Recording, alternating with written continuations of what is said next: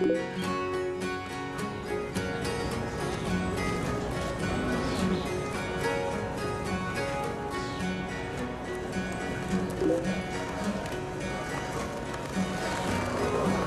right, so I just want to say thank you for all coming out today. I appreciate everyone spreading the good word, the inspiration being passed on. Obviously, everyone's seen the movie. Have we had any people here that have done a reboot? Fantastic. Over this group over here, so how many days are we talking? 4 days? Yeah. 6. You're on day 6? Yep, day 7. Day 7? Fantastic. 3 days. You're on day 3? How you feeling? Good. Well, you don't need to call 911 for anyone on 3 days of juice, right? We're okay, we're all alive, we're hanging in there, right? America is in the midst of a brand new juicing craze, and I've got the man who some say started it all. 2 years ago, Joe Cross was, in his own words, fat, sick, and nearly dead. I've got a thing called chronic urticaria, which is like a chronic rash. You got a what? Or it's an illness, you know, like a disease. To save his life, he did something radical. He hit the road with a juicer in tow. And I've got the juicer. Now, this stuff will save your life. Cheers. Good health. Drinking only fresh juice for 60 days. That decision transformed his health. So, anyone that done the reboots in the past, anyone done more than 20 days? Oh, wow. So how long did you go for? 21. Okay, oh, well, lucky I chose 20 rather than 30, eh? Man, 30 days. Congratulations, fantastic. Thank you. And how did you feel? Tell me how you felt after 21 days. I felt great. I think the biggest difference was I was immediately able to go into a plant-based diet. I had no cravings. It was very easy to eat healthy. Yeah. Okay, so the good news is that I've been out on the road now with the movie. This message of like drinking and eating more fruits and vegetables, it seems to be catching on. And so I'm just lucky enough to be the person who can share my experience, and then you can go on and share yours, and that's how you can pay me back. Little shots here, that'll be enough for everybody. She really loves green meat. She likes the juice, that's great. I love the sunnies. And I think this is how we make a big difference in the world. One person, one juice at a time. Cheers. Cheers.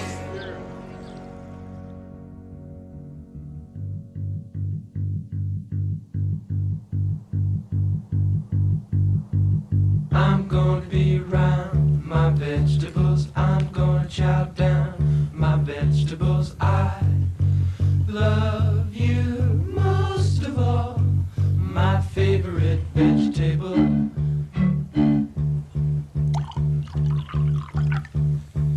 If you brought a big brown bag of them home, I'd jump up and down and hope you'd toss me a carrot. I'm gonna keep well my vegetables, cart off and sell my vegetables. I love you most of all, my favorite vegetable. Jump, jump, jump, jump,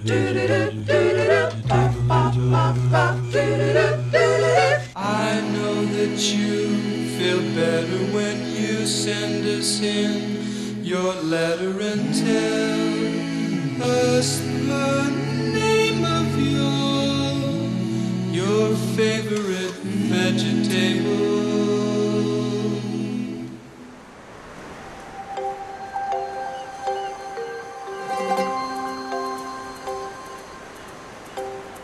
Well, I'm back on Manly Beach, and it's been 5 years since we wrapped up Fat, Sick and Nearly Dead.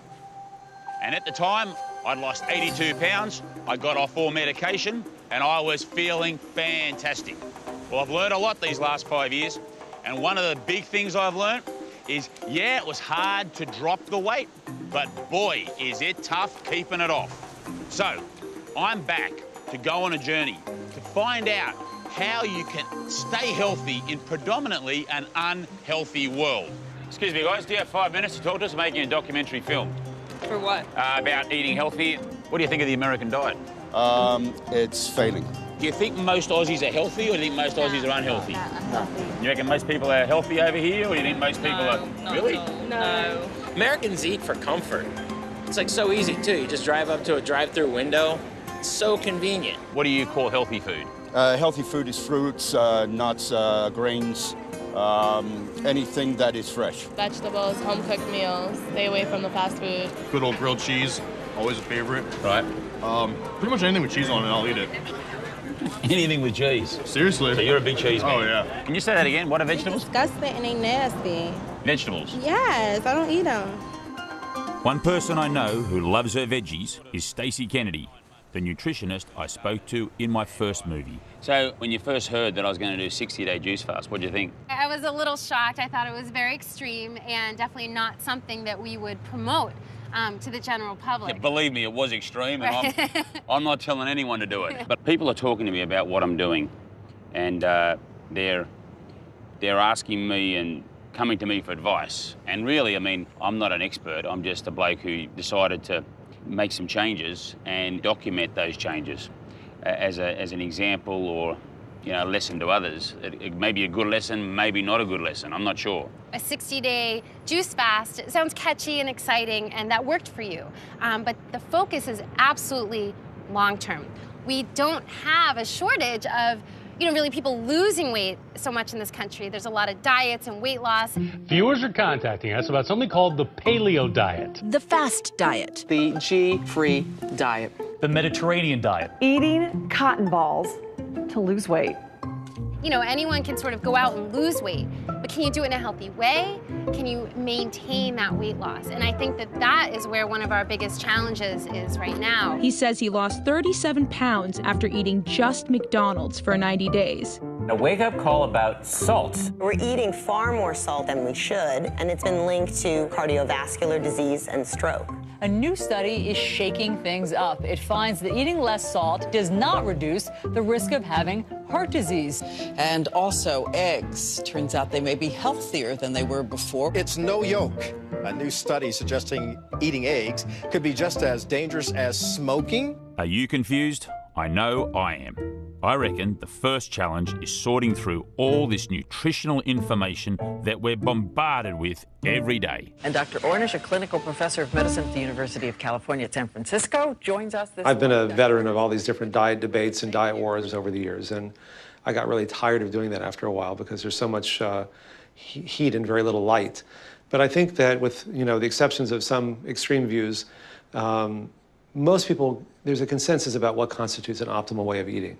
And it goes something like this. To the degree that you can eat more towards a plant-based diet, fruits, vegetables, whole grains, legumes, soy products, in their natural, unrefined forms, that's optimal. Because it's not only low in the disease-causing substances, but it's also high in disease-preventing substances. There are literally hundreds of thousands of protective substances, and you find them mostly in fruits and vegetables and whole grains and legumes and so on. But also, you want to try to avoid too many refined carbs and sugar, because when you go from, say, brown rice to white rice or from whole wheat flour to white flour, you're removing the fiber in the bran, and that's what fills you up, the fiber in the bran, before you get too many calories. Or you can only eat so many apples, you're going to get full before you get too many calories. But you can consume virtually unlimited amounts of sugar without getting full because you've removed the fiber in the bran that fill you up. And the fiber in the bran also slow the absorption of food from your gut into your blood. So if you just eat like sugar or have a soft drink, your blood sugar spikes up, your pancreas makes insulin to bring your blood sugar back down, but over time those repeated surges of insulin both predispose to chronic inflammation, they accelerate the conversion of calories into fat, and they have lots of other unhealthy effects. So what I tell people is to say, look, food isn't good or bad. Some foods are healthier for you than others, but it's not so much a moral choice. It's just, you know, what do you want to do?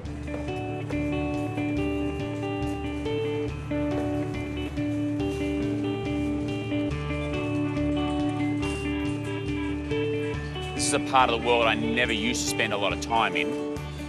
I used to look at it as like, vegetables, fruit, Now, I kind of get like really excited when I come to a place like this, like the produce section. All this colour just bouncing out at us. You know, you've got your reds, your purples, your yellows, your oranges, and your greens. And that has been a really big change. When you think about it, there's really only 3 things we can eat: plants, animals, and processed food. But for most of our history, we've only had 2 of those: plants and animals. Processed foods have really only come along in the last 70 years. Think of hunger this way. When your cells need supplies, they pick up the phone and call room service. A message is sent to the brain saying, "Joe, we're hungry. Send food and send it now." For most of our history, that meant either animals or plants, but mostly plants. These days, most of us have replaced those plants with the new kid on the block, processed food. As a result of this, our cells are missing out on vital nutrients, and they're not happy. They didn't get what they needed or ordered. So, you'll get hungry again and quickly. Without these nutrients, those cells function less efficiently. So, the problem isn't just what we're eating is making us sick. It's that we're not eating enough of what keeps us well. And that is why what you eat, combined with other lifestyle choices, plays such a huge role in determining your overall health. G'day Rebooters, Joe here. I have some exciting news. We would love you to be in our next full-length feature film. How do you end up being in our film? Very simple. You make a video just like I'm doing right now. Hi. I'm Debbie. Hi, my name is Anup Anand and we're coming to you from Dubai. Hello. My name is Elva and I am Icelandic. Aloha Joe and Reboot team. Aloha from Hawaii. This is Man Patero, and I have Sanibel here. My biggest challenges to eating healthy are when I leave my house. Time, scheduling. The fact that I travel a lot, so I'm on the road. Often I'm in airports, hotels, and most of the things that are convenient for you to grab on the fly are not healthy for you at all.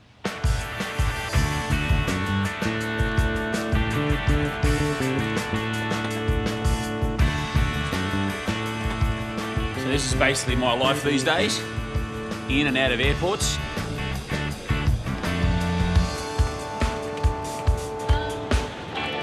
Actually the airport now, about to fly to Vancouver. Arrived in Hamburg. I'm definitely coming back to Manila. Juicing is much more fun in the Philippines. Yeah! Where am I right now? Toronto, Ontario. Sometimes I forget where I am. Okay, so we're in Seoul, South Korea. Juicing up a storm in the south of France. So I'm standing on the Great Wall of China. I just want to show you what we've got here. Yes, the Oreo cookies. One of the problems when you juice a lot is you have to go here a lot. See that? So we are in London, and here's what I do. You're actually in my house. I now live most of the time in hotels where there's a bed, there's my office over there, and I also have my office here. But that's kind of like my two offices, and this is what I do. And it's now early evening, and we're about to head out and hit the town. And a night in the town for me is talking about juice. Expecting a good turnout tonight, maybe 100 people.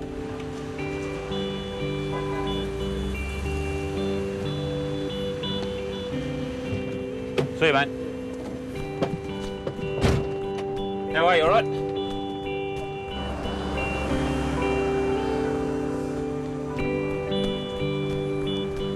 Now, I'm going to ask the audience, stand up if you've done a reboot. Okay, fantastic. Stay standing if you juiced for more than 1 day with just juice only. Keep your hands up if you've juiced for more than 3 days. So 3 days or more, keep it up. So more than 10 days. How about more than 20 days? There's a few other things that have changed. I have to wear glasses now. Hair's got a lot greyer. But still, I feel great. I feel young, feel good, feel healthy, feel alive, and I work really hard and I travel a lot. So I'm hanging in there and I'm doing it, and it's working. Filling up nicely, as you can see. Yes. Can I just say that you have quite literally saved my life? Oh, thank you very much. That's very kind of you to say.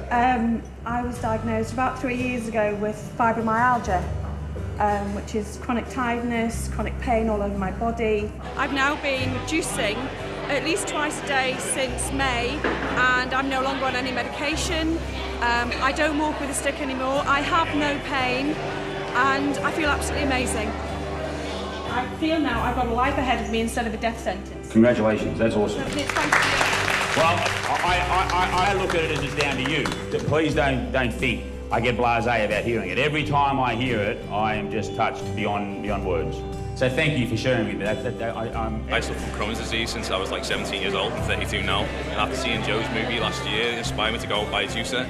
And within a few months, obviously, I was feeling better and don't necessarily need my medication anymore. So the guy inspired me to change my life. It's amazing how many people come up to me at the end and just tell me how juicing and how eating more plant food has really changed and affected their lives. And I look at my Twitter feed or I look at Facebook. I mean, it gives me the strength, gives me the power, gives me the will to keep going, and I'm they're my inspiration. Oh, I'll tell you what. A little tired.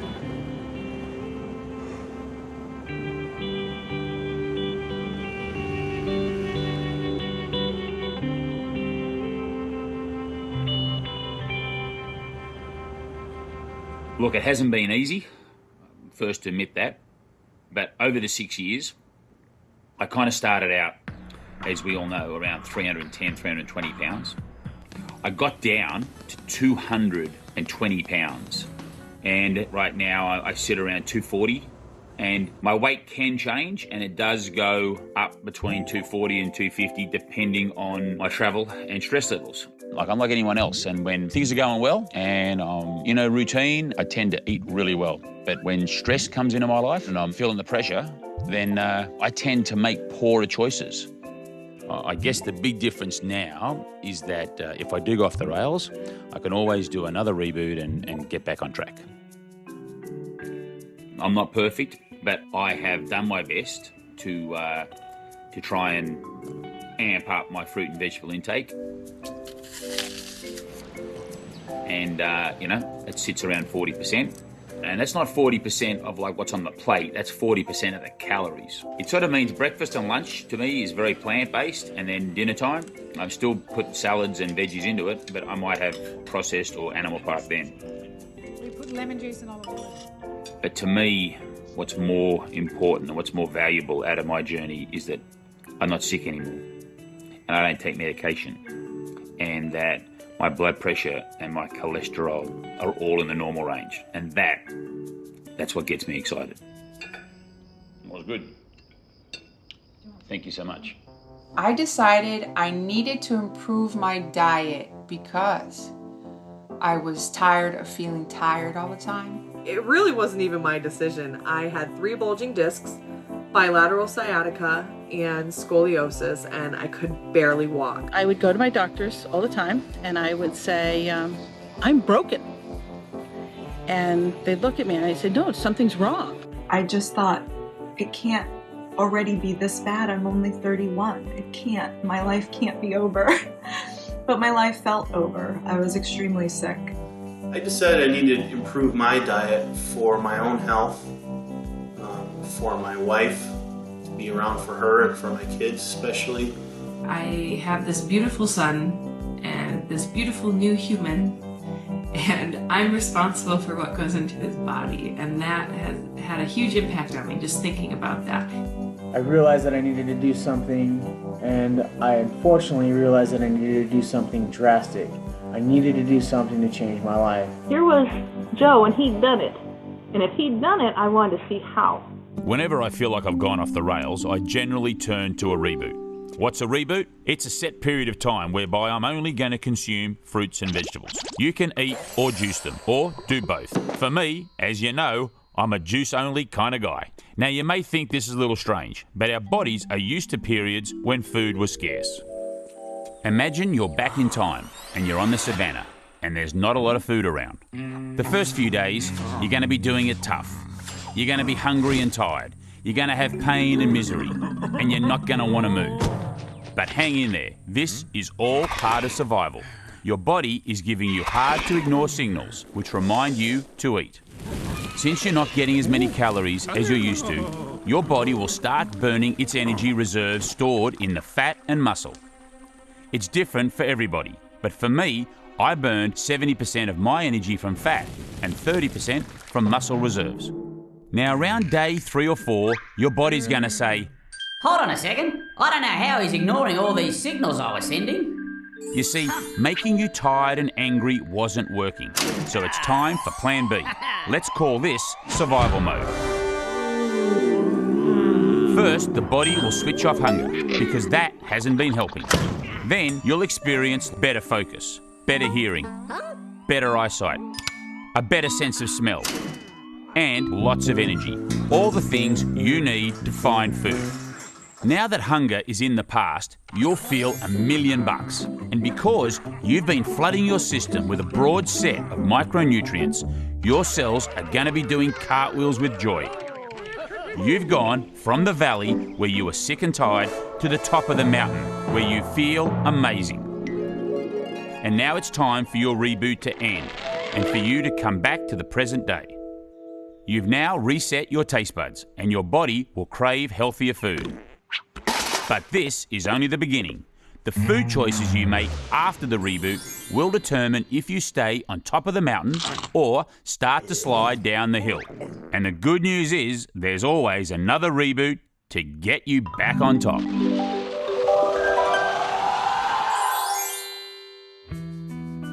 What do you reckon the biggest challenge is for people today to be healthy? What do you reckon it is? Time. Women problems. Women problems. So that's stress, right? Yeah, a little bit. Yeah. That's stress. Yeah, when you have problems, I'm just saying, like, if you've got problems, I run to sugar. What do you run to? I don't want to say. You're so busy, right? You've got life just overtakes you, and food and consumption isn't something that's at top of the mind for people. I reckon generally we know what's good for us. What do you reckon you should be eating to be healthier? Probably fruits and vegetables. Vegetables. Fruits and vegetables. That's what I do. And we know what's bad for us. What would you say you eat the most of? Bad food. Bad food? Bad food. Why? Because we love it, but it's not bad. It's not good for my health. Do you know that? Yes, I know it now. I've never met anyone that needed me to tell them that fruits and vegetables are good for you. So what are you eating there, mate? It's like sort of bread. You're just eating it, you don't know what it is. But we still continue to choose to eat things that aren't healthy. Well, American waistlines keep getting bigger. We all blame fast food, but what about cookbooks? Brian Wansink. I reached out to Brian Wansink, a former executive director of the USDA's Center for Nutritional Policy and Promotion and current professor at Cornell University. Brian has spent his entire career studying why you and I make the decisions we do when it comes to food choices. What we're going to look at here is we're going to look at this notion of licensing. Now, a lot of times when it comes to food, we look for excuses to give ourselves permission to eat whatever we want to. Okay, and it's called licensing. Right. Now, if this place is typical, we'll find about 20 things here that probably do that. All right, mate, after you. So what pops out to you here, Brian? What's the first thing you sort of notice as we come into the cafe? The first thing I notice is that there's no way I'm going to get a dessert with lunch, okay? Because it's just not what I think about. But if I'm waiting 3 minutes in line, I'm going to say no, no, no, no, no, no, no. But I'm going to get here. What's going to happen is I'm going to say, you know, I was a good boy. I said no to every one of those first 6 items. I deserve something. And I'll say yes to that last item. Right. And this is licensing. Yeah. This is because I said no, I'm now giving myself a yes. Yes. When I get here to pick up the muffin or the cookie. Brownie. Yeah. Because I've been a good boy. I've been a good boy. I've been a good boy. I've been a good boy. Now I need a treat. Yeah. I can see that. Let's take a look at some what else they do. We take a look here at the ice cream. They don't say, do I want ice cream, yes or no? I kind of go, hey, does anything look good in there?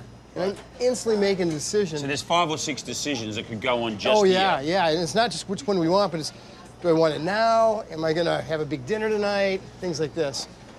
So when I come in here and I see, I mean, we got a whole wall here of the menu. So you told me that we make 200 decisions regarding food a day. Are these all the decisions that you're talking about?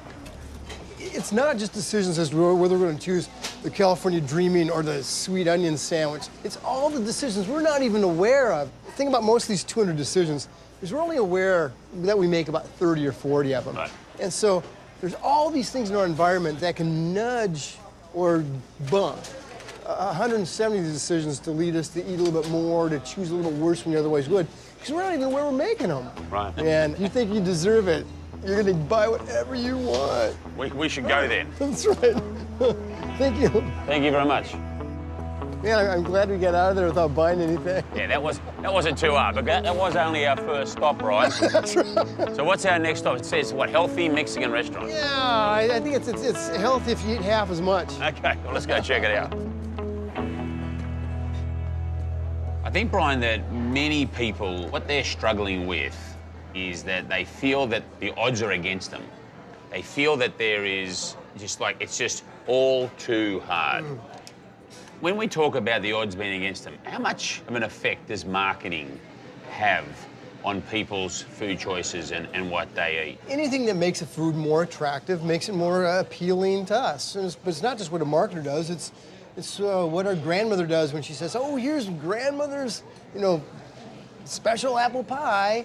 Essentially, she's doing the same sort of marketing that the food companies are in many ways. Where we can make the biggest difference quickest is essentially by not marketing food to ourselves, by not keeping a cereal box sitting right in the middle of the counter where we can walk by and grab a handful every time we want to. By not having the least healthy food in our kitchen be the first one we see when we open the cupboard. I mean, we find you open the cupboard, the first food you see, you're 3 times as likely to take than the 5th food you see. Right. So why stack the deck against ourselves by having the least healthy, whatever, chocolate-covered potato chips with fudge right front and center? Right. And a lot of these changes are very easy things we can make, so we don't stack the deck against ourselves. We can, oh, hey, thank you. Oh, thank you very much. Yummy, yummy, yummy. For me now to have these here, I would and easily could devour all of that. Oh, yeah. It's our moral obligation because it's in front of us. We're not going to waste food. The only way to change this, the only way to keep from doing that is essentially to change our environment. It's a lot easier to change our food environment than to change our mind, which is why we just put that over there. Put them over there. The one thing that a person can control immediately tonight is what they do in their own kitchen. Right. Since doing the reboot, one rule that I made that helps me stay healthy is that I am going to keep my kitchen and my refrigerator stocked with fruits and vegetables. And having things readily available, strawberries washed in a bowl, blueberries, bananas on the counter. I'm more likely to grab a banana if it's sitting in front of me. My top tips for eating healthier are keep it out of the house. And so out of sight, out of mind. If I keep chips or cookies or whatever in the house, I will eat it. And so even if it's not mine to eat, my husband will bring home junk food for him and I'll end up eating it. So we've now established that the home is a healthy place and it's really made a big difference.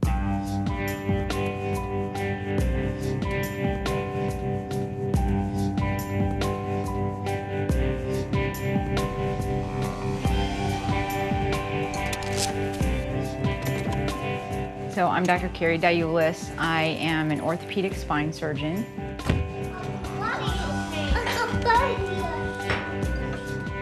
I have struggled with weight issues my entire life.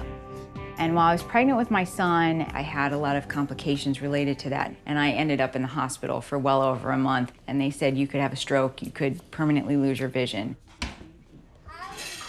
After my son was born, my vision stabilized and all of those symptoms were going away, but they didn't know what started it, so there's always the fear that it could come back.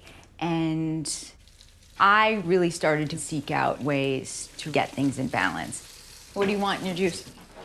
I'll show you. All right, I got everything clean. A friend of mine had brought up this movie that she had seen, Fat, Sick, and Nearly Dead, and said, hey, what do you think about juicing? So that weekend I watched the movie. I went out that day and I bought a juicer and started doing the juice fast, and that's when I did the 42 days. I haven't had a headache since. I haven't had any problems with my vision since, and felt better than I had ever felt in my life. I didn't realize how bad I felt for so long until I felt this good. And in fact, losing weight is probably an important but small portion of the whole equation. Good? Just the introduction of juice into our household has significantly increased the amount of fresh fruits and vegetables that the entire family eats.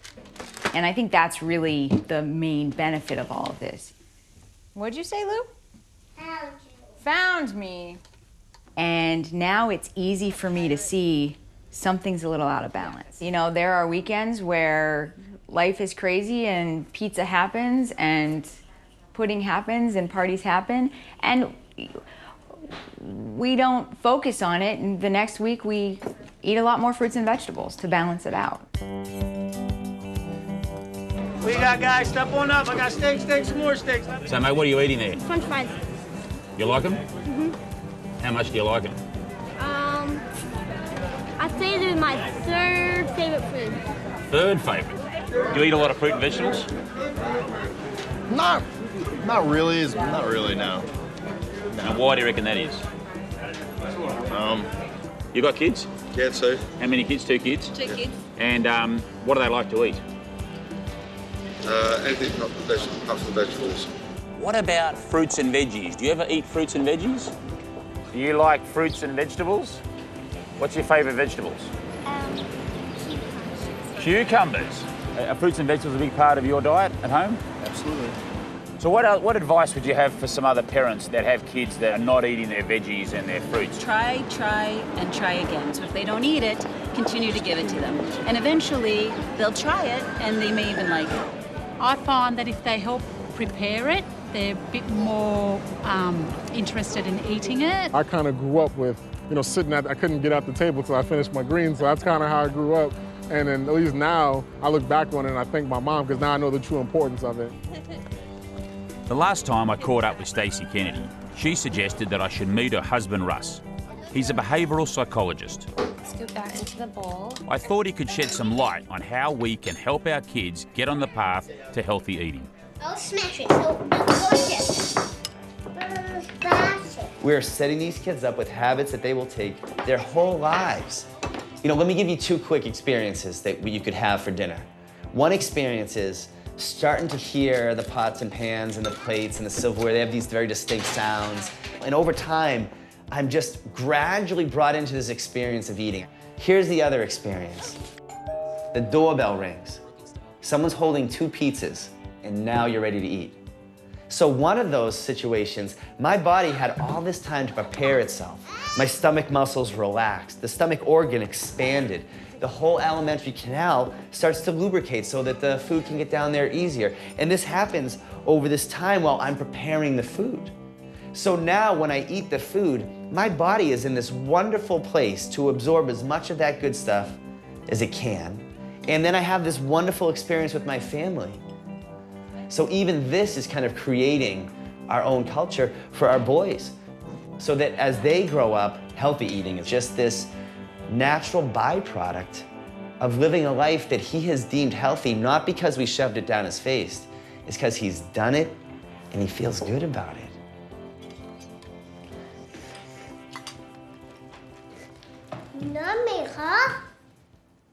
Most of us grow up learning to eat from our parents. And some of us grow up learning to eat well from our parents. But what's really knocked my socks off, and I wouldn't have believed it unless I saw it for myself, is young kids teaching their mum and dad how to eat better. So I heard there was a story that you wanted to tell me, that you were going to go to a fast food restaurant, and then what did you say to mum? I told her, no, I don't want to go there because they have junk food that, it's not good for you and your body. So where did that come from? Because I don't know too many 6-year-olds who would say that to their mum. It came from my sister. Oh, really? Okay, so now the truth comes out. So do you want to tell me what the story was, Elise? Yeah, I learned it in wellness. Everybody told us that kids wouldn't be the way to go. Get the adults first, then the kids will follow. It's been the opposite. We get the kids, and then they bring their parents into it. How are we going to grow a healthy body? What are we going to do? By eating healthy and doing things that are healthy. Eating all kinds of fruits and vegetables. Fruits and vegetables. I like that. Welcome, everybody. And because the parents and kids do it together, they actually get to learn together. The parent doesn't have to be the bad guy saying, eat your broccoli. The kid's the one saying, I want to eat some broccoli, Mom. Let's do this together. And it becomes a really neutral environment for parents and children to learn about healthy eating and then to take what they learned and actually take it home and implement it in their families' lives. It's because of Delaney that I eat healthier. When she started bringing recipes home to make a smoothie, like every single day, please, Mommy, buy the ingredients, please. To me, that was sort of a sign. If my 4-year-old at the time was coming home handing me recipes to eat healthier, I'm gonna do it. Who liked the fruit salad? That fruit salad was so good. You guys did such a great job. I eat salad every night. What does Mum eat? Mom, quinoa. Your mum just eats quinoa, nothing else. She only lives on quinoa. Your mum lives on quinoa. If we can create a generation of change in East Hampton, then other communities can do it, and the whole world could do it. We could really change what could happen to our children.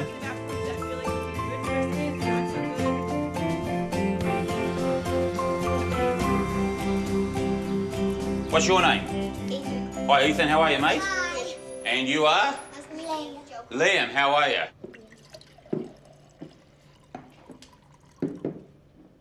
Talk me through how you got started, because I'm sure there's lots of mums that would love their 6-year-old to get excited about the green juice. I started with a bit more fruit. I'd put in, let's say, watermelon, apple, orange, and then spinach and carrot. Yeah. So I'd incorporate just a couple of vegetables in there, which he wouldn't really even know was happening. And then we'd move up from there. So then I would take out, let's say, you know, the orange and pop in, you know, anything from a beetroot to, you know, romaine lettuce or something along those lines. Stand up, Ed. Since adding a daily glass of juice to the family's diet 7 months ago, Mum, Larissa, has lost over 40 pounds. But she tells me this is only a small part of the benefits the family has seen from the change. In your note to me, you mentioned that the young fella here has had some health issues, health problems. Yes. Can you just talk me through and give me a bit of a background as to what the poor little fella's had to go through? Well, when Ethan was 2.5, he was, we were actually playing and running around, and he started saying that his ankle was really sore. And then one day he just stopped walking.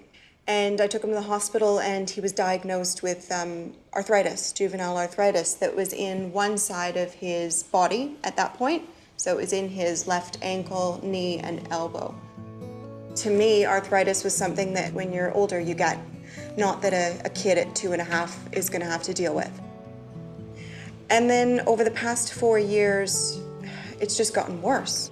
It had spread to then his right side, and then just before we started juicing, it affected his neck, and then his eyes also developed arthritis. Wow. So did they put medication to him? Did they have him take pills? So much. And he's still on some of it. We're trying to lower it at the moment. He's on something called methotrexate, Yep. which is essentially a mild form of chemotherapy, really. Right. And that's trying to put it into remission. And then he was on steroid in his eyes for a while there, which they've taken him off since, which I'm so happy to say.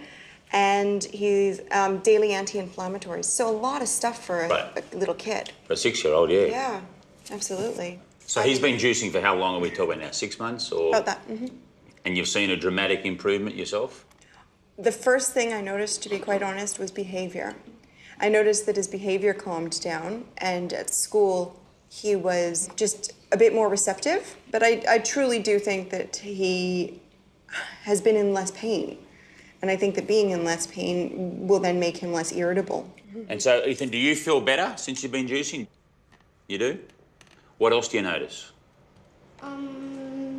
that I'm getting taller. You're getting taller. You think that the juice is actually making you taller? Really? It's not all vegetables. Oh, the vegetables are making you strong. I like your thinking, mate. Can I have a wee cheers to that? Perfect.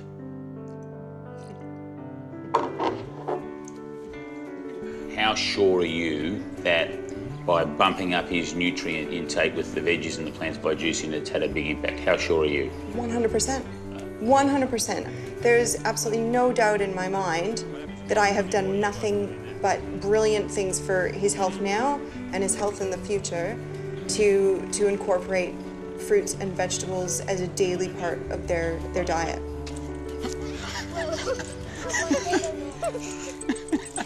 You right there, Liam? Okay.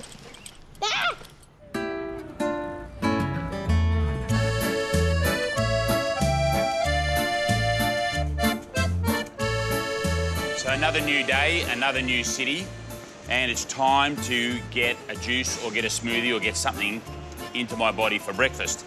Now, one of the ways I use the community is I will ping out and say, hey, I'm in Adelaide, where can I get a juice? And I've done that this morning, and Melissa, she has come back to me and said, try Goodies and Grains. And I've tapped it in my maps, and apparently it's just around the corner. So, time to load up on some micronutrients.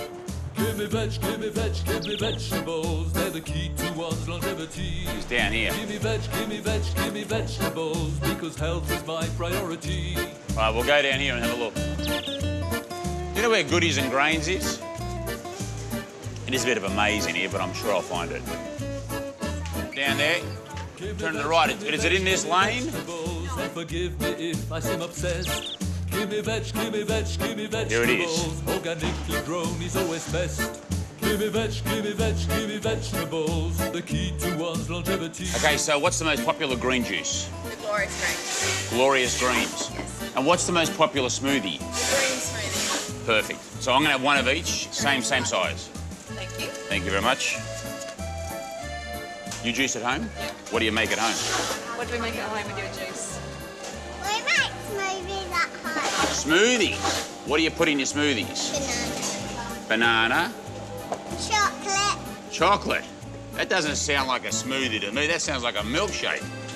Here's the green smoothie. All right, thank you. Okay, and the Glorious Greens juice. Thank you very much. And do you like green juices? Do you like the green ones? Yeah. Cheers, girls. On my nose?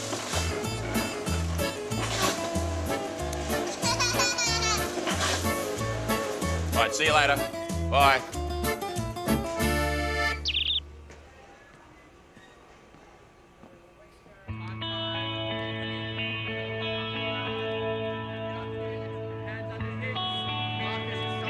Part of what I've learned in 36 years of doing this is what really enables people to make sustainable changes. Even more than being healthy, people want to feel free and in control. And as soon as I tell somebody, eat this, don't eat that, do this, don't do that, not only is it not helpful, it's usually counterproductive because they usually immediately want to do just the opposite. So instead of saying foods are good or bad, foods aren't good or bad. Food is just food. But some foods are clearly healthier for you than others. So that's different than a moral judgment. What matters most is your overall way of eating and living. If you indulge yourself one day, doesn't mean you cheated or you're bad. Just eat healthier the next. You didn't have time to exercise one day, do a little more the next. You don't have time to meditate for an hour, do it for a minute. You get the idea. Yeah. The more you change, the better you get. Now, what's interesting, it's not like we found there's one set of dietary recommendations for reversing or preventing heart disease, another one for diabetes, a different one for prostate cancer. It's the same for all of these. The more you change, the more you move in a healthy direction, the more you improve in every way we can measure, in every metric. So explain that to me. What sort of change are we talking about? The more they change their diet, the more they exercise, the more they did meditation and yoga, the more love and intimacy they had in their life, Right. the more they improve. And it comes out of your own experience, not because somebody told you that. You say, oh, when I do this, I feel good. When I eat that, I don't feel so good. So maybe I'll eat more of this and less of that. And if I want to, indulge myself, I'm not cheating, which again has that whole moralistic idea. I'm just going to indulge myself. That's part of a healthy diet too. Yeah, makes sense to me. But also, just focusing on the behavior isn't enough. We have to work at what's underlying that behavior. And for many people, because of the breakdown of the social networks that used to give people a sense of connection and community, there's a lot of loneliness and depression. That's why it's important to look at our diet, not just in isolation, but as part of a larger context. And you yourself said, when I'm stressed or I'm tired, I want to reach for sugar.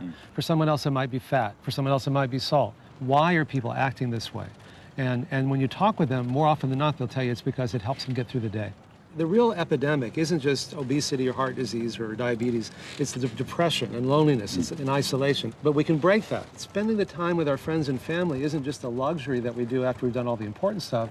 It is the important stuff because feelings connect us. And when we feel connected, then it makes it easier to make these kinds of changes in diet and lifestyle. Good advice.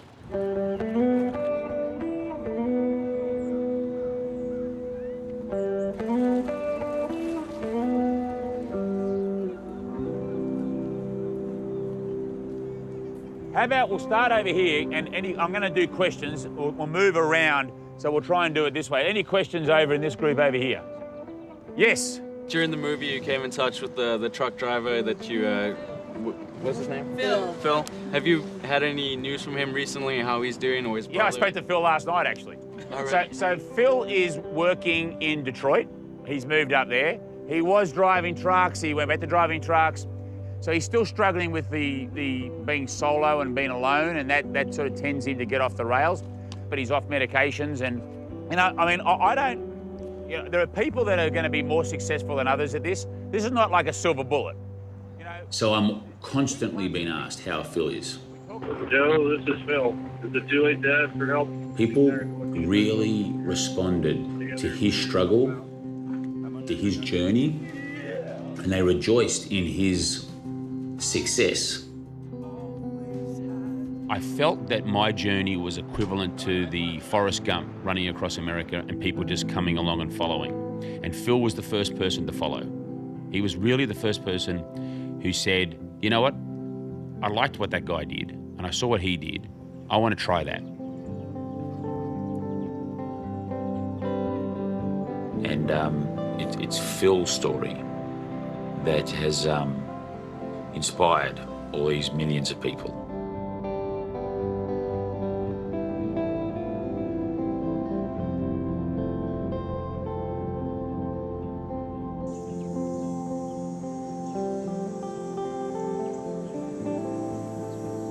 Every day, 4 or 5 people see the film, 4 or 5 people find me on Facebook, say what a true inspiration I am, that I've changed my life around, and I just went back to old habits.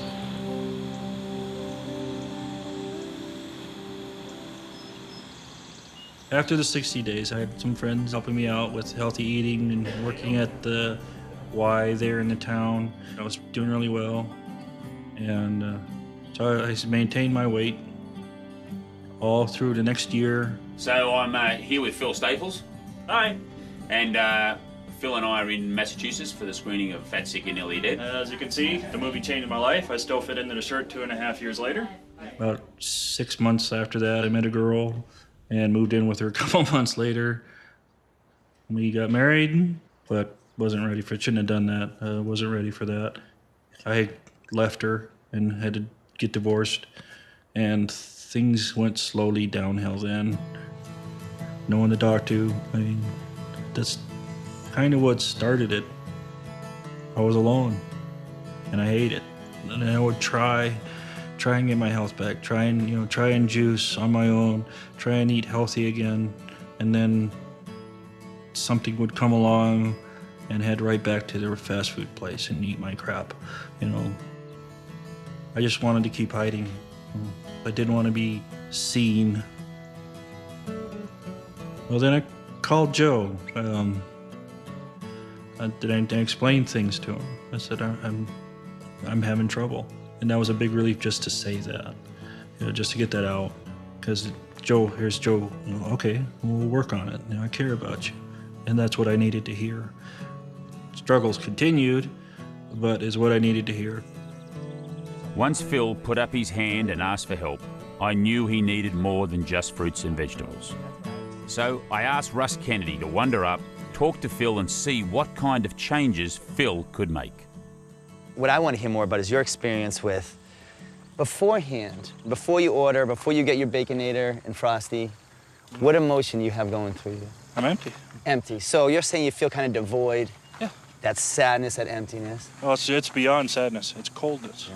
And it's like, when the weight's gaining and you feel that way, You know, pardon my French, but the thought always comes with me. You know, let's go get this. It makes me feel better. When you say it makes me feel better, though, that's kind of what... But it's just for the briefest moments. So it's like a sensation? You're like, right. oh. It's like having that cigarette or having those drugs or that drink. You know, it's just for the briefest moments. And when the food is gone, the emotion's back. And when the emotion's back, the sadness comes. When we do a case study and we look at Joe and we look at Phil, there's a lot of lessons to be learned. And some of the lessons that we can learn is that the team that Joe surrounded with made a big difference, and the lack of team that Phil had made a huge difference. However, the really important thing to take home from this is that the environment and the situation that Phil ended up in is amazingly common. You know, he had some emotional difficulties. He had a divorce. It was very difficult for him, and he got very disconnected. And his lapse turned into a relapse. So where Joe was successful having the right team, getting the right importance and meaning, and having people in his life who would call him out on it, Phil didn't have such a system. The only connection that he had to food was the temporary sensation of contentment. So I feel the community and the system that you make within that community acts as this great buffer against difficult emotional experiences that we're all going to go through. I mean, to go through these things is to be human. And it is what Joe put in place. He put a community around him that gave him a great buffer zone, that keeps him accountable, and it keeps him on the high path, on the healthy path. Well, in our practice, when someone first comes to us, we kind of treat it like an emergency time. Like, your house is on fire, we got to put this fire out first. And then can we get help and support by having these healthful and healthy relationships? And then the third thing we really have to do is control our environment. Yeah. Bring out the burger. Now this was a 1/4 pound before it was cooked. Yeah. 6 pieces of bacon. Mm-hmm. So we got the fries, and that doesn't, I've seen some fries are much bigger than that. That's still pretty big though. That's like a whole potato itself. And a half. So if we did a calorie count in here, what are your guesses? There's probably about a good 4,000 calories in just one setting. And you're thinking you were having this more than one time in a day? There are times I have it 3 times. 3 times? Yeah. I mean, we know physiologically this would hit you in a biochemical way. Yep. That would release a lot of those body's chemicals that would kind of alleviate some of your difficulties. So you weren't crazy when you thought that you were getting some type of relief. However, you can get much better relief with other things. So I want to do something with this. I want to do something with this that you're going to remember, because I want to destroy its relationship in your life. I do too. Because if we get this relationship out, we can get a good one in. Exactly. This is where crap goes. Crappy go.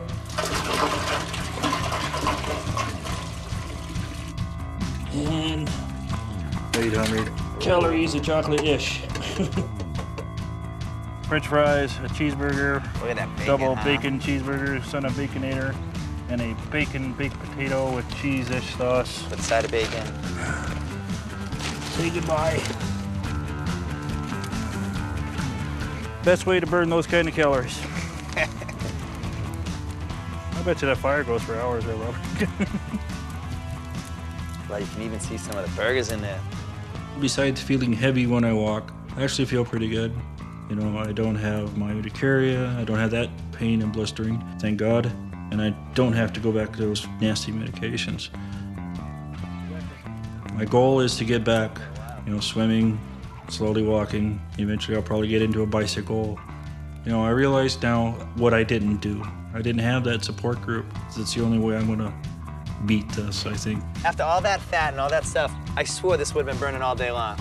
So just like with your body, it seems to have a lot of energy, but what did it burn for, like 4 minutes? 4 minutes, it's good. It's like nothing. It's just empty calories. Empty. My biggest challenges to eating healthy are I don't have much support, so it's very difficult at times to make appropriate choices. My biggest challenges to eating healthy are I live in a house with teenagers and several other adults, and they don't all want to eat what I want to eat. If you watch television, everything is food related. Just driving down the road, you know, you've got fast food and restaurants all over the place. It's good to have somebody or a group of people that you can go to and talk to and, just the accountability. My support system is my wife and my little sister.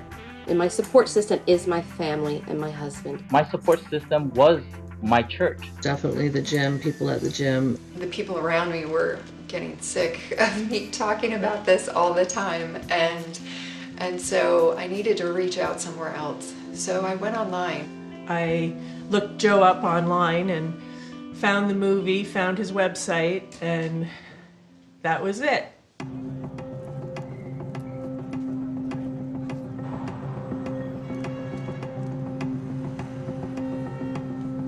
If I take a look at how my life's changed, not only am I well again and off the medication, I feel better, I'm happier. See these over here? I love those. Pain au chocolat. It's also my career and what I do. You know, I used to invest my capital into companies and do a bunch of things. But now I've had this whole sort of change of attitude about business and about what it is that I do with my life. In the past, it was all about work and not about health. That's what got me into trouble in the first place. So here we go. And you can tell it's Reboot headquarters because who else has green juice photos on their wall? Hey guys. Good, how are you? And what I've done here is I've pulled out some of the groups and what they're talking about within our community side. Right, cool.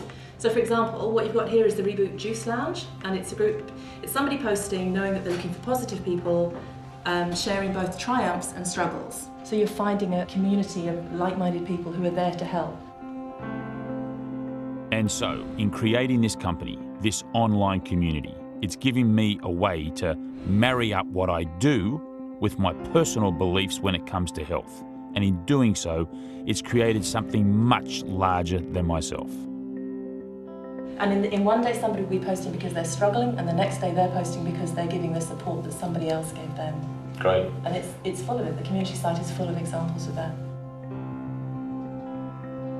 I have friends all over the world now who are my cheerleaders and my confidants. When I hit that wall on day 15 and I wanted to quit, they would not let me.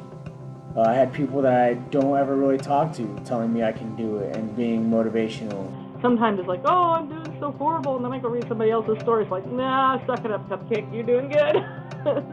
You know, I've helped other people by juicing, and helping others keeps me motivated. And it's just nice to know that there's somebody in my area that is on the same page as me.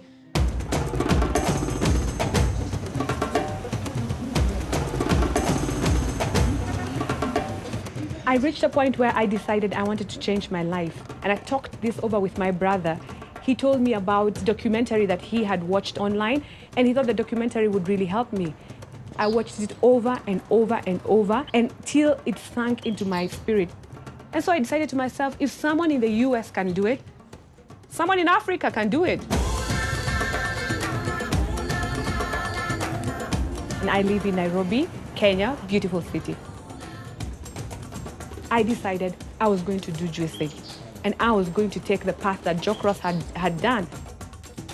I feel like a brand new person. I mean, when you look at me and you look at those pictures that were there that I had taken before, like some in December, you can't even believe it's the same person. I'm totally mind, spirit, body. This is a whole different person. It has changed me. For Kenyans, juicing is a new phenomenon. So I didn't have people here who would like support me in the real sense, but I got my support online. And people from thousands of miles in the US, in Australia, really, really encouraged me. You need the support. You can't do juicing by yourself. So, how are the first 3 days of your fast? They were challenging. They were? Yeah. What did you experience? What did you... I was feeling dizzy, headache, rashes on my face. Your face broke out. But I told you to You had expect told that. me at least. Yeah. There's spinach here. I did not do this journey for myself. I did it for others. But yes, we want spinach. I want others to hear this is a lifestyle change. You can do it for 3 days, you can do it for 7 days. It's just about getting yourself to a point where you want to take charge of your life and just change your life for the better. Take reign and take charge of your life today.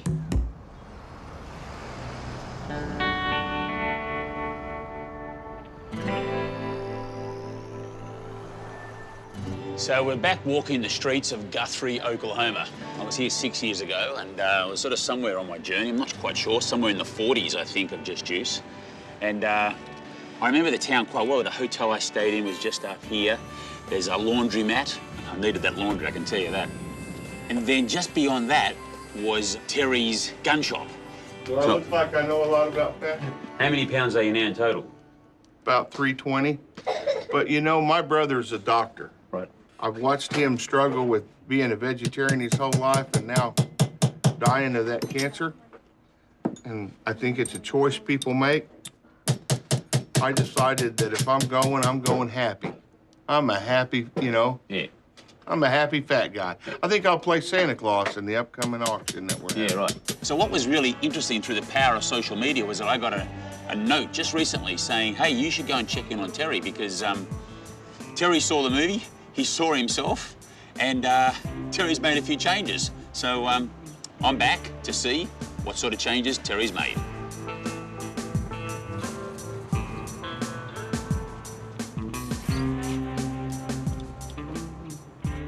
Been a while, mate. Geez, you're looking different, mate. A little bit. Geez, you are, aren't you? You made a...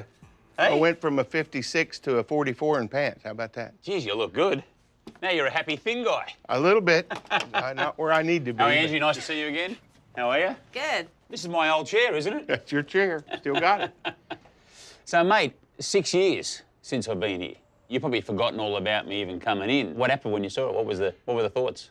Well, the thoughts were, God, I look big.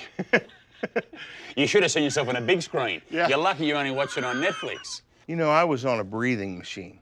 Yeah. I had 5 or 6 bottles of pills every day.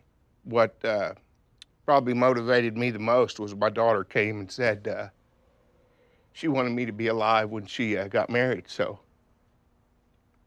And she said, you were the ticket, so I followed what you said for the past several years, and it's made a huge impact on my life. Good on you. Well, that's a good motivation to be there for your daughter's wedding. And all the medications are gone. I don't go to sleep at 5 o'clock every night. You know, I get up, I walk around, I'm on the school board now, I try to help people.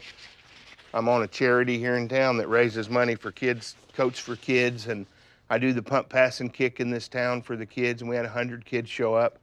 And I couldn't do any of that without you. Well, congratulations, mate. That's awesome. That and really I is. really appreciate it because what you did was motivate me, and it was enabled me now to, before I wasn't eligible to be a bone marrow donor for my brother. Right. He's a surgeon. Yeah. I remember you talking about your brother having cancer. And now I can be a bone marrow donor. We're going to Phoenix to the Mayo Clinic on the 14th of this month. Right, right. And now that I've lost all this weight and I'm off the medication, I'm the only 10 out of 10 match for him in the world. Isn't that incredible? How hard was it for you to go from the old Terry to the new Terry? The first 2 weeks, I've had a lot of cravings. When you get tired, when you get stressed out, yeah, food's a crutch for people. And, you know, I'll go get a couple ice cream bars. One wasn't enough, and I didn't want to walk there twice. Oh, I know. I know the feeling. So I've even done 3 sometimes. Now I go get like, I'll have things like pickles. I'll have olives. I'll have pickled okra. We do not have soda in our house right now. The candy bars hidden, the potato chips by the bags. You know, it's just little things. Little things. And when you put a bucket full of little things there, that starts adding up, and it really has for us. Yeah. Because you've put the right fuel in, you actually feel energetic. You don't want to sit on the couch. you actually want to get out and move. Have you found that? Like you actually end up doing stuff that you didn't think you were going to do. I hated to go shopping with my girls. They could wear you out in the mall. But now I can go walk the entire day with them. Yeah. You know, I can go walk at trade shows and places that before I would walk, it would kill me. Now, losing a little me made a big difference. And it's going to impact other people's lives besides just mine. We've got a wave of people eating better. We talked to friends at restaurants and said, look, you don't have a lot of healthy stuff on the menu. And they have built a salad bar at a local restaurant here. They've stocked food for our request. There we go. Gary's all hooked up now. And there are people coming out of the woodwork to eat a little healthier, but still get to go to a restaurant. Yeah. And it's fantastic. The mayor started a community garden. The people in our town have changed. We have started growing food for people who need it. So it may not be financially. They may need it to get rebooted too. Right. They can get it right here in our community. We've got like tomato here. Yes, sir. And have a look here, they've even got some kale. Look at this, beautiful kale down here. I mean, I do love my kale. Back over here, we want to make sure we took care of the kids. We wanted to make sure we got everything pollinated. So we have a butterfly garden, and during the early spring, summer, you'll find hundreds of different butterflies out here. And then all the kids come and they like to see it. They love it. And that gets them involved, understanding where their food comes from, and great stuff. Is Terry been a bit of inspiration, has he, in the town? He has been. He helped me. I've lost weight like Terry. Not as much, but I'm working on it. Oh, you look good. Thank you, sir. You're so tall. How tall are you? 5 feet, 21 inches. Oh, yeah, okay. I'm down here. Yeah. Well, that's fantastic. Mark, awesome, mate. Imagine if every little town in America did this. It'd be great. It would be great. Be fabulous. Great example. When I say you had an impact and your path you set me on made a difference and can make a difference in other people's lives, I can show them. And I mean, I tell you what, you look happier. You look 10 years younger to me. I feel a lot better. Yeah. Mate, you're a champion. You're an absolute champion. Congratulations. I feel a lot better. And Fantastic, I just mate. really want to say thanks. It made a difference. I appreciate being a little catalyst, but at the end of the day, mate, you're the one who's made the difference. You've done the hard yards. And it's just fantastic to see. And I want to get that photo of you walking your beautiful daughter down the aisle, all right? You've got to make sure you send that to me. I'll send that to you. Guthrie today is a totally different town to the one I visited a few years ago. It's just unbelievable to see how a few people making positive changes can have such a ripple effect throughout the whole community. And Guthrie's not alone. I've met people all across the world who are turning to fresh juice and fruits and vegetables as a way of revitalising their health and the health of those around them, including Mary Beth of McMinnville, Tennessee. After recovering from cancer, she started her own juice business, even delivering fresh juice to cancer patients free of charge. Thank you for bringing this. As soon as you're able. Yes.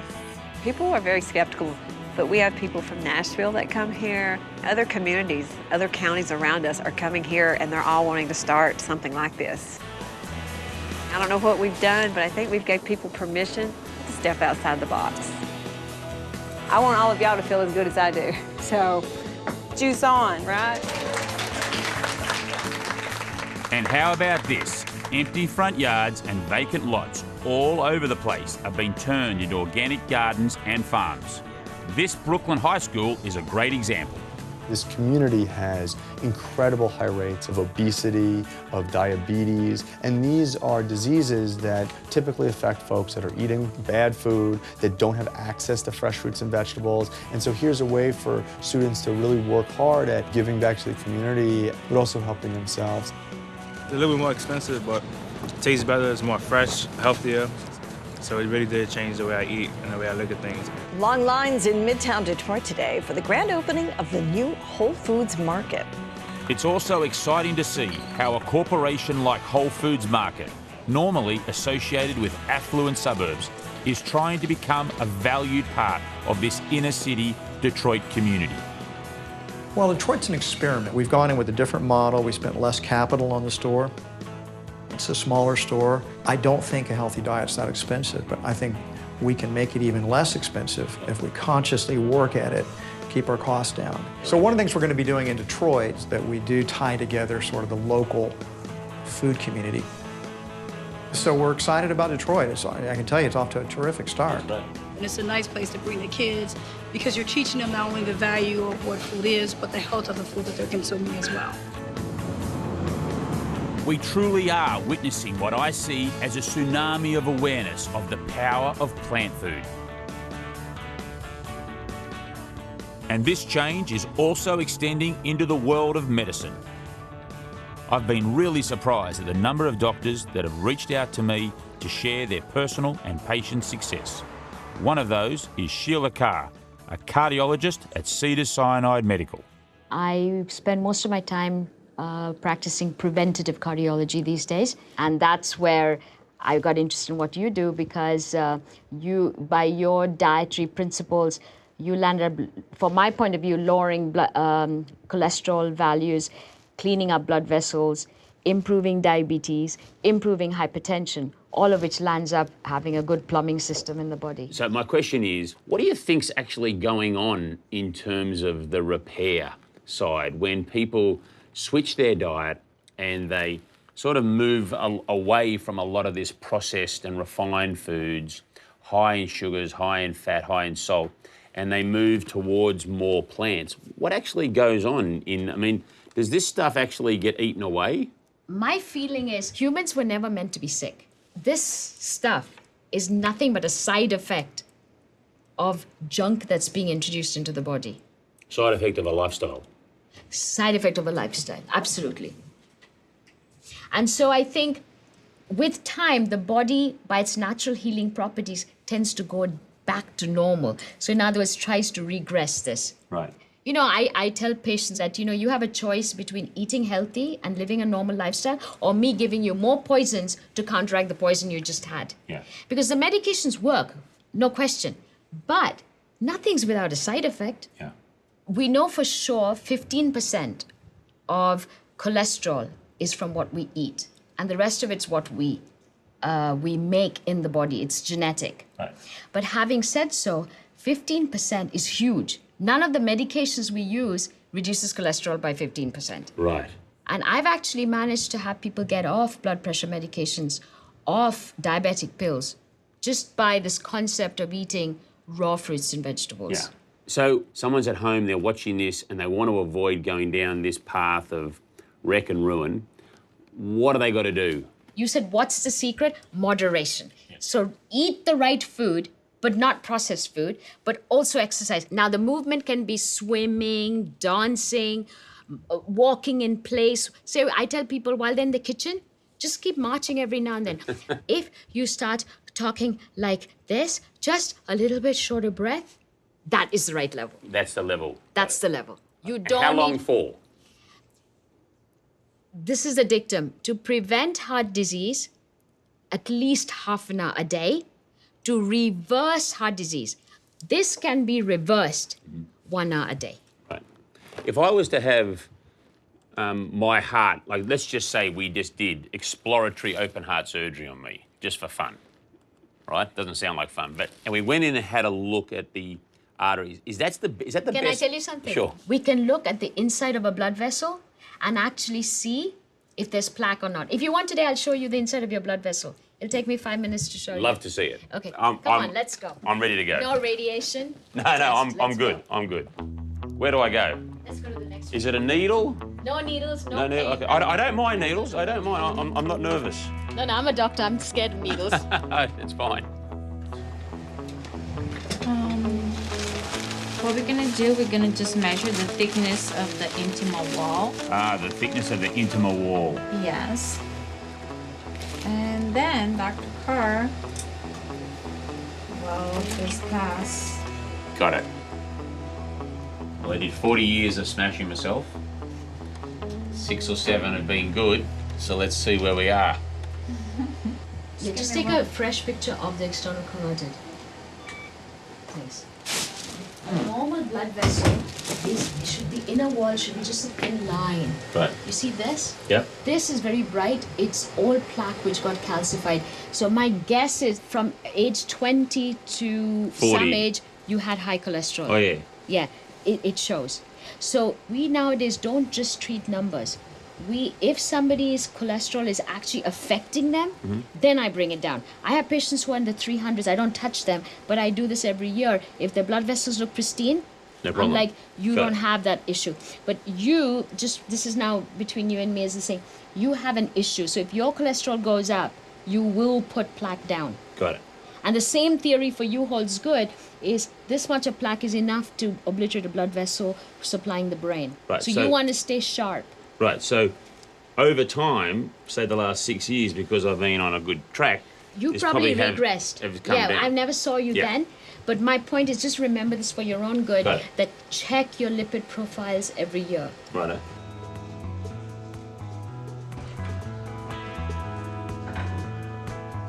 Well, that was really, really interesting. Lovely lady Sheila, it was great to talk to her.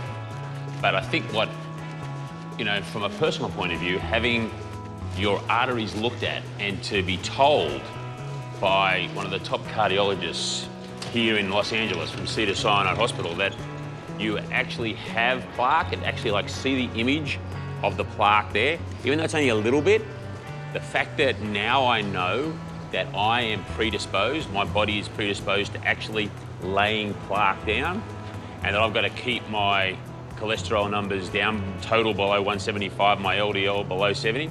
That's really good to know now, because I've got to keep doing what I'm doing.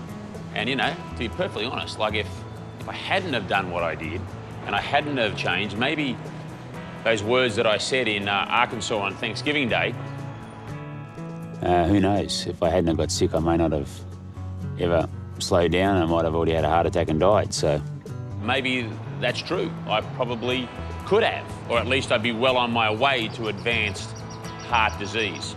So it's good.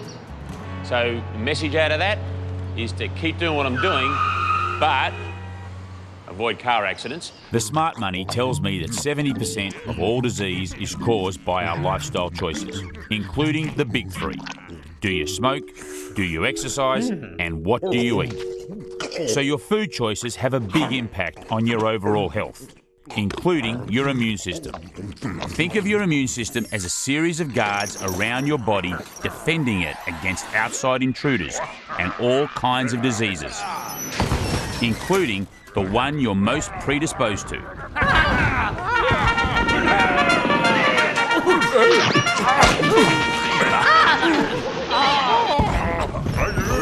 Just like the cells in your muscle or brain, your disease fighters have got to eat. If that food doesn't give the immune system cells the nutrition they need, they may not perform correctly or as well as they should. This may result in lots of things: arthritis, heart disease, diabetes, or other similar conditions. For me, it was chronic urticaria angioedema, a fancy way of saying chronic hives. If cells aren't getting a broad base of nutrients, they can stop working and get confused. And in some cases, the cells can and do attack the very body they were supposed to defend. And that's what happened to me with my disease. But just because you have a tendency towards one disease or another doesn't mean you're at the mercy of your genetics. Like most things, it comes down to choices. Cleaning up your diet and lifestyle can have a huge impact on whether you're healthy or, like the old me, taking medication and suffering for years from something preventable.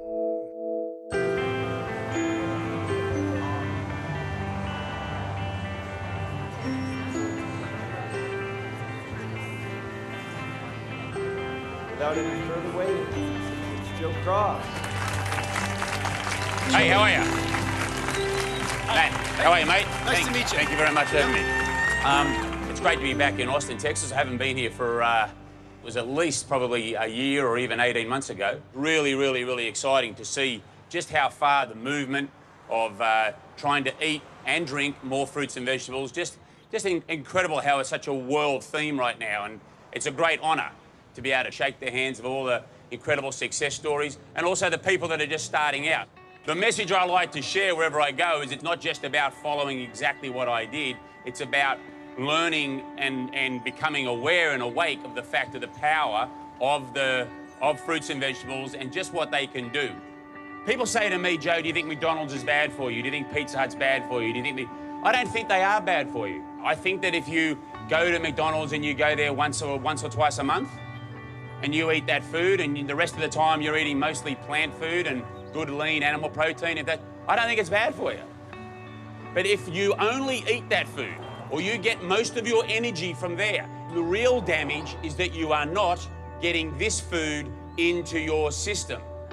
The real question is how much of plants, how much of animal, and how much of processed should you be having? And you know what? I actually don't know the answer.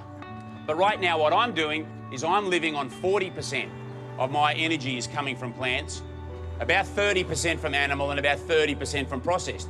So up to you, but if you do what every other American does and you get 5% of your energy from here and you get 95% of your energy from down here, you're going to end up like every other American that is on medication up the yazoo, cutting their life short by 20 years. Now, you have the choice to not be one of those people. It's up to you. The ball is in your court. This is the last 2 feet of freedom, right here. No one can tell you what to put in your mouth. No one controls you. No one straps you down. You know, there's not a lot of things you can do in the world. I can't get in my car and drive home at 100 miles an hour. I'll get booked. You want to go home and order 20 pizzas tonight? No one's going to put you in jail for that.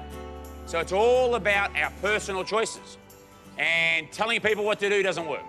You want to make a difference, you do it to yourself. Don't tell your husband or your wife what to do. Just do it yourself. Just lead by example.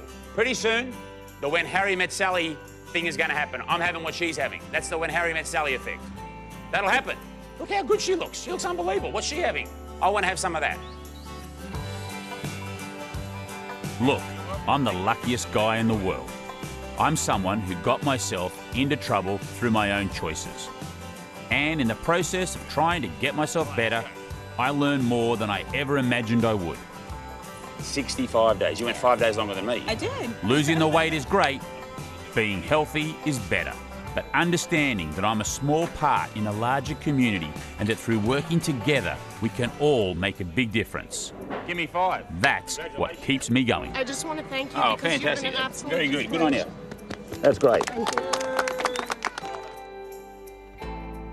After experiencing firsthand the power of a reboot, Dr. Kerry Diulis has brought the message of eating and juicing more fruits and vegetables to her patients. That's gotten better? Yes. Fantastic. I'm so excited. If I can give them that one extra piece, then I feel like I've served them better as a physician. And the juicing just, it changes your life. It really does. Keep doing the good work that you're doing. Those are great changes that you've made. So I'm happy for you. Little Ethan no longer has any arthritis or inflammation in his eyes or joints. And even better, he's off all medication. And they tell me he's healthy enough now to play his first game of football. And watching Terry walk up to the Mayo Clinic to donate bone marrow for his brother is just another shining example of how little changes can and do make a big difference. And Phil has moved to North Carolina to be closer to a healthier community. How about a juice fest? And I heard you sell juices. We do! Yay! It's so nice to meet you. Nice to meet you too. I'm working on strengthening my foundation, I guess, if you call it.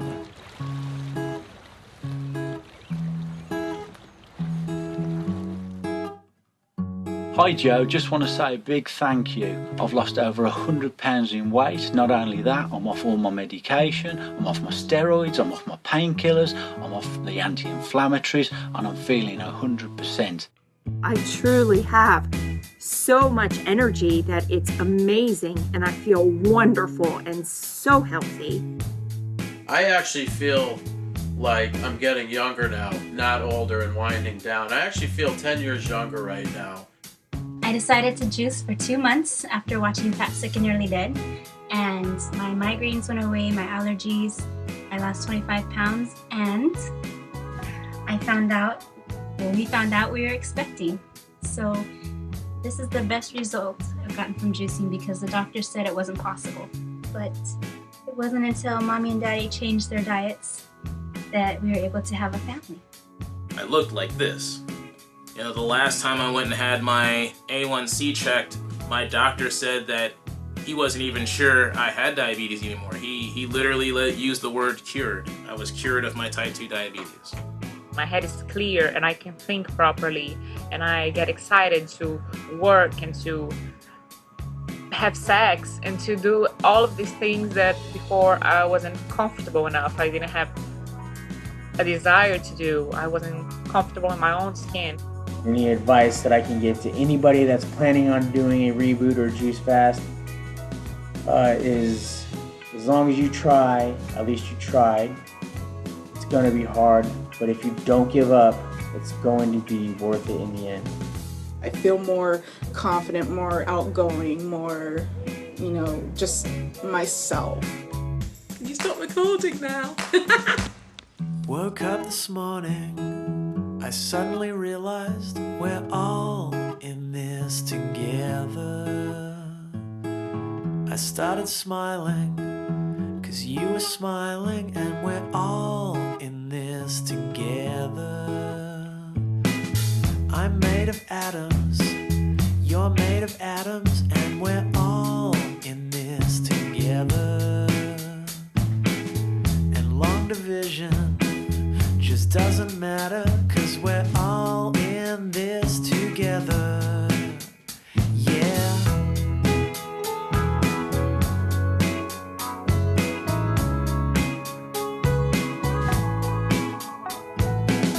I saw you walking in the city, we're all in this together. The city's changing, 'cause we are changing, and we're all in this together. Every 12 seconds, someone remembers that we're all in this together. In the kitchen of your rent control apartment, we're all